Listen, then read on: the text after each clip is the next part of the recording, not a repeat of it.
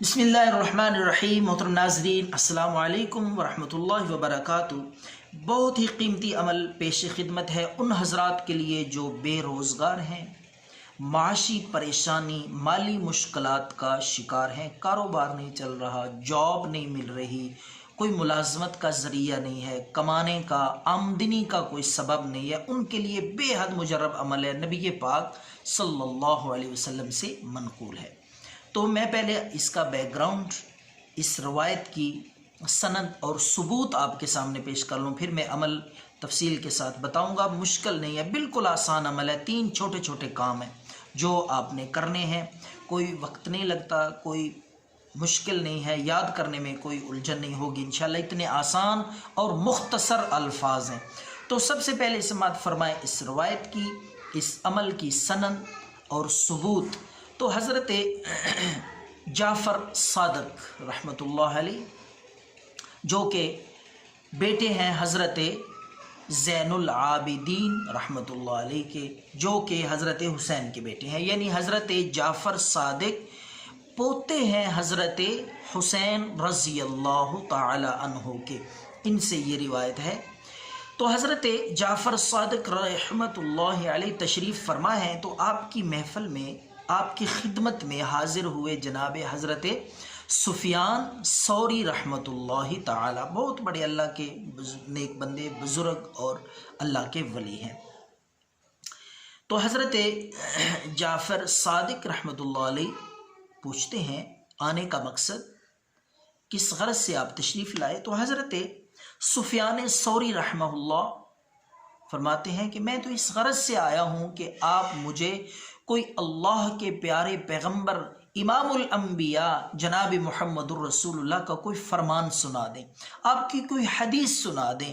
تو حضرت جعفر صادق نے یہ عمل، یہ روایت پیش کی اور فرمایا کہ نبی اقدس صلی اللہ علیہ وسلم نے فرمایا، اور فرماتے ہیں کہ یہ بات میں نے اپنے دادا سے سنی، حضرت حسین رضی اللہ تعالی عنہ سے۔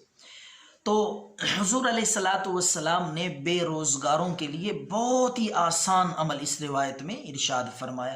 جو شخص بھی یہ عمل کرے گا انشاءاللہ معاشی تنگی، مالی مشکلات انشاءاللہ اس کو لاحق نہیں ہوں گی۔ اللہ پاک غیب سے رزق عطا فرمائے گا، ملازمت کے، کاروبار کے، جاب کے، انشاءاللہ اللہ رب العالمین دروازے کھول دے گا بہت جلد، اور بڑا ہی اس کا اثر انشاءاللہ مجرب عمل ہے۔ تو حضرت جعفر صادق نے فرمایا، نبی کریم صلی اللہ علیہ وسلم فرماتے ہیں، جو شخص جس کو کوئی اللہ نعمت عطا فرمائے، چھوٹی یا بڑی، جسمانی یا روحانی، جس قسم کی بھی اللہ نعمت عطا فرمائے، اس پہ شکر ادا کرے۔ پہلا کام شکر ادا کرنا ہے، شکر زبان سے بھی ہے اور عملی طور پہ کہ اپنے خالق کی، مالک کی، اپنے محسن حقیقی کی مرضی کے، رضا کے، خوشی کے خلاف کوئی کام نہ کیا جائے۔ اصل شکر یہ ہے، اور زبان کے ساتھ شکر ادا کرنا یہ بھی بہت اچھا کام ہے، یہ بھی شکر ہے۔ تو دوسرا کام حضرت امام جعفر نے فرمایا کہ اگر رزق میں دیر ہو جائے، کیا مطلب؟ کاروبار نہیں چل رہا، جاب نہیں مل رہی، ملازمت نہیں مل رہی، رزق میں تنگی ہے، رزق کے دروازے نہیں کھل رہے، مالی مشکلات اور معاشی تنگی کا شکار ہے، تو آپ صلی اللہ علیہ وسلم نے فرمایا وہ شخص کثرت سے استغفار کرے، استغفر اللہ پڑھتا رہے کثرت سے۔ یہ دوسری بات آپ نے ارشاد فرمائی۔ پہلا کام شکر ادا کرے، دوسرا استغفار کرے، تیسرا آپ صلی اللہ علیہ وسلم نے فرمایا کہ کوئی بھی پریشانی آئے، کوئی بھی مشکل آئے، چھوٹی یا بڑی، اس پہ لا حول ولا قوت الا باللہ یہ پڑھے۔